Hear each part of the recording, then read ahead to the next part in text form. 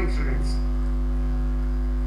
ये है MCom second semester का रिसर्च मेथोडोलॉजी सब्जेक्ट का इंट्रोडक्शन टॉपिक यूनिट 1 का लेसन नंबर 2। मैं हूँ आपका प्राध्यापक doctor K V Somnath, GS college of commerce, Wardha, Maharashtra. ये सब्जेक्ट की शुरुआत में, जैसे इसके पहले जो वीडियो लेसन था उसमें मैंने आपको बताया था, ये एक साइंटिफिक बैकग्राउंड वाली सब्जेक्ट है, एक सिस्टमैटिक सब्जेक्ट है, एक लॉजिकल सब्जेक्ट है और एक continuously effective and life changing subject भी है और लाइफ ट्यूनिंग सब्जेक्ट भी है और ये बहुत बड़ा लॉजिकल सब्जेक्ट है। ये सब्जेक्ट का नाम है रिसर्च मेथड। तो इस सब्जेक्ट की इंट्रोडक्शन पढ़ने से अपने को पता चलेगा रिसर्च माने क्या है और रिसर्च की नेचर एंड स्कोप कैसा है, क्या है। तो पहले रिसर्च की जो मीनिंग है या डेफिनेशंस है, इसके बारे में आज जान लेंगे। Research is simply the process of finding solutions to a problem after a thorough study and analysis of the situational factors. जो हर पल में जो सिचुएशंस आता है, उस सिचुएशंस के जरिए जो प्रॉब्लम्स की निर्माण होती है, समस्याएं उत्पन्न होते हैं, उस समस्या की समाधान ढूंढने के लिए जो पद्धति है, वो प्रोसेस को अपन रिसर्च बोल सकते हैं। दूसरा, research is careful and organised study और gathering of information about a specific topic. एक पर्टिकुलर मुद्दे के ऊपर एक केयरफुल और सिस्टमैटिक एंड वर्गीकृत स्टडी जो है वो करने के लिए और उसके बारे में जो इंफॉर्मेशन एंड डाटा की ज़रूरत पड़ती है उनको इकट्ठा करने के लिए और उसकी यूज़ करने के लिए जो पद्धति है, जिसको अपन रिसर्च बोल सकते हैं। तीसरा डेफिनेशन ऐसा है, careful study of a given subject, field और problem undertaking to discover facts और प्रिंसिपल्स। एक केयरफुल स्टडी है, एक लॉजिकल स्टडी है, एक सब्जेक्ट, एक फील्ड के अंतर्गत जो प्रॉब्लम की निर्माण होती है और उसको सॉल्व करते वक्त जो फैक्ट्स एंड प्रिंसिपल्स को डिस्कवर करते हैं और उसको प्रपोज करते हैं, जिसको अपन रिसर्च बोल सकते हैं। चौथा मीनिंग या डेफिनेशन ऐसा है, to study something thoroughly so as to present in detailed accurate manner. एक पर्टिकुलर मुद्दे को विस्तृत रूप में और एक्यूरेट मैनर में पढ़ने का जो पद्धति है, जिसको रिसर्च बोल सकते हैं। ये पांचवा मीनिंग जो है, careful, systematic, patient study and investigation in some field of knowledge undertaken to discover और एस्टैब्लिश फैक्ट्स और प्रिंसिपल्स।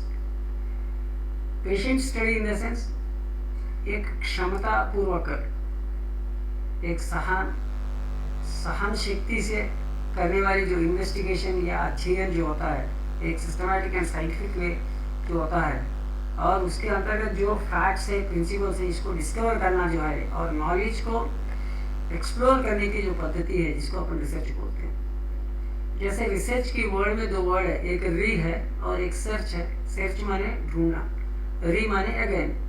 सो रिसर्च को दूसरी बात बोल सकते हैं, टू सर्च अगेन। जहाँ आपने को पहली बार सर्च करने के बाद नहीं मिला है समस्या का समाधान, उसको बार बार रिसर्च करो और एक बार ढूंढते जाओ, जिसको अपन रिसर्च बोल सकते हैं। और सातवीं आइटम है, research is defined as a careful consideration of study regarding a particular concern और प्रॉब्लम यूजिंग साइंटिफिक मेथड्स। एक साइंटिफिक, जैसे मैंने आपको बताया, लॉजिकल सब्जेक्ट है, साइंटिफिक सब्जेक्ट है और जितने भी प्रॉब्लम्स हैं जो स्टडी करते के समय अपने को उभर के सामने आए हैं, उनको सॉल्व करने की जो पद्धति है, जिसमें साइंटिफिक वेज एंड मेथड्स को यूज करते हुए अपन स्टडी कर सकते हैं, जिसको अपन रिसर्च बोल सकते हैं। Lastly, research is a systematic inquiry to describe, explain, predict and control the observed phenomena. It involves inductive and deductive methods.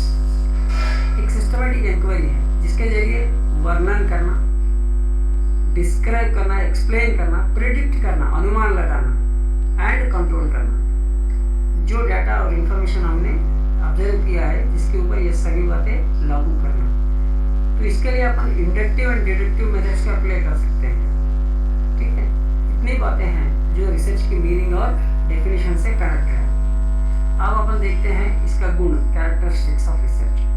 सबसे पहले, good research follows a systematic approach to capture accurate data. Researchers need to practice ethics and a code of conduct while making observations or drawing conclusions. एक systematic approach है जिसके जरिए संशोधनकर्ता जो है वो ethics को पालन करते हैं, कोड ऑफ कंडक्ट को पालन करते हैं और पालन करते हुए जो ऑब्जर्वेशंस एंड कंक्लूजन्स ड्रा करते हैं, डिजाइन करते हैं, निकाल लेते हैं, जिसको अपन गुड रिसर्च बोल सकते हैं। The analysis is based on logical reasoning and involves both inductive and deductive methods. एक logical way of doing the things है जिसको research बोल सकते हैं। Real time data and knowledge is derived from actual observations in natural settings.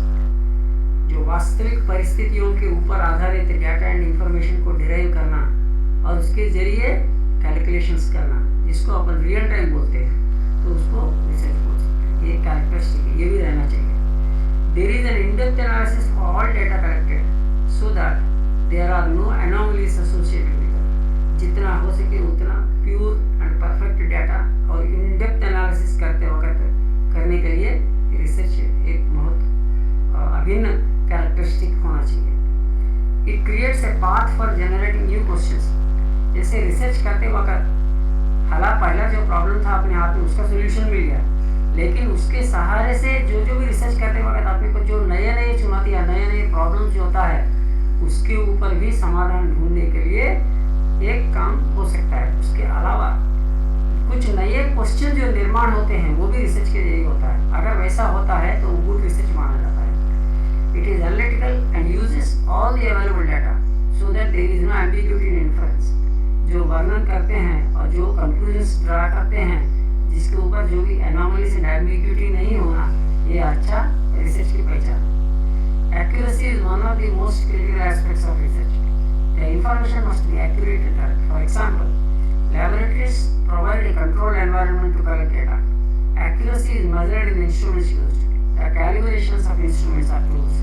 All the experiments final result. Okay? Now the purpose of research. Actually basic जो purpose है, जो 3 प्रकार से अपन बोल सकते हैं रिसर्च का। पहला है एक्सप्लोरेटरी पर्पस है, दूसरा डिस्क्रिप्टिव पर्पस है, तीसरा एक्सप्लेनेटरी पर्पस है। पहले एक्सप्लोरेटरी पर्पस। एक्सप्लोरेटरी माने क्या है? जो नहीं दिख रहा है उसको बाहर लेके आना। As the name suggests, researchers conduct exploratory studies to explore a group of questions. जो समाधान ढूंढने के लिए जो क्वेश्चन चाहिए, वो क्वेश्चंस नहीं दिख रहा है, उसको बाहर लेके आना। The answers and analytics may not offer a conclusion to the perceived problem. It is undertaken to handle a new problem areas that haven't been explored before. इसके पहले जो समस्या के ऊपर अपना जो नजर नहीं था, वो सभी समस्याओं को बाहर लेके आना और उसके ऊपर विस्तृत रूप से रिसर्च करना, ये है एक्सप्लोरेटिव रिसर्च बोलते हैं। It always lays a foundation for more conclusive data collection and analysis.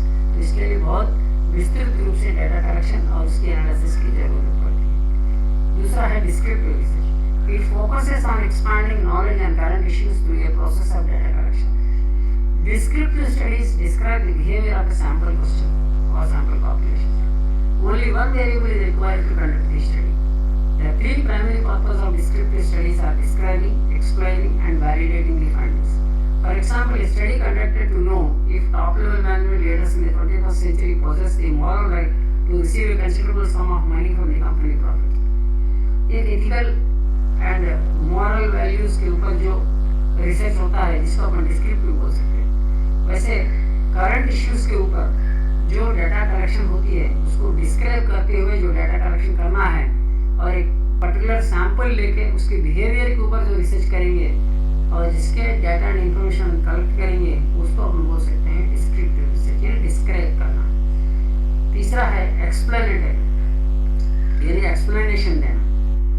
Casual और explanatory research is conducted to understand the impact of specific changes in existing standard procedures. Running experiments is the most popular form. For example, a study that is conducted to understand the effect of rebranding on customer loyalty. जैसे marketing में बोलो या production में बोलो, हर जगह पे जो specific changes आते रहते हैं और जिसका एक causal and explanatory way of doing the research जो होता है, एक्सप्लेन करने वाले लोग, तो उसको आप बोल सकते हैं एक्सप्लेनेटरी रिसर्च है। अब इसकी कंपैरिजन कर रहे हैं। पहला, अप्रोचेस यूज्ड। एक्सप्लोरेटरी रिसर्च जो है एक अनस्ट्रक्चर्ड वे में होता है, लेकिन डिस्क्रिप्टिव रिसर्च थोड़ा बहुत स्ट्रक्चर्ड वे में होता है, और explanatory research highly structured way में होता है, यानी 100% सिस्टमैटिक वे में होता है। दूसरा है कंडक्टेड थ्रू। तो एक्सप्लोरेटरी रिसर्च कहाँ कैसे कंडक्ट किया जाता है? क्वेश्चंस आस्किंग के जरिए, यानी कुछ क्वेश्चंस हम पूछते हैं जिसका जवाब जो मिलता है वहाँ से डाटा और इंफॉर्मेशन कलेक्ट करते हैं। दूसरा डिस्क्रिप्टिव रिसर्च, ये भी एक आस्किंग क्वेश्चंस है। और एक्सप्लेनेटरी रिसर्च जो है बाय यूजिंग हाइपोथेसिस, जनरली ये हाइपोथेसिस को यूज करने में होता है। Next one, type, early stages of decision making. Exploratory research जो है early stages of decision making में, और डिस्क्रिप्टिव रिसर्च है later stages of decision making में, और एक्सप्लेनेटरी रिसर्च है later stages of decision making में। यानी जब एक्सप्लोरेटरी रिसर्च करता है जो डिसीजन मेकिंग के बहुत पहले इसकी रिसर्च होती है, और लेटर स्टेजेस में जो डिसीजन मेकिंग होता है वो डिस्क्रिप्टिव रिसर्च में होती है, और later stages of decision making होती है वो भी एक्सप्लेनेटरी रिसर्च है। Research begins by asking the right question and choosing an appropriate method to investigate the problem. After collecting answers to our questions, we can analyze the findings or observations to draw reasonable conclusions. Generally, research कहाँ शुरू होता है? Question पूछने से होता है, और वो भी सही क्वेश्चन पूछने से होता है।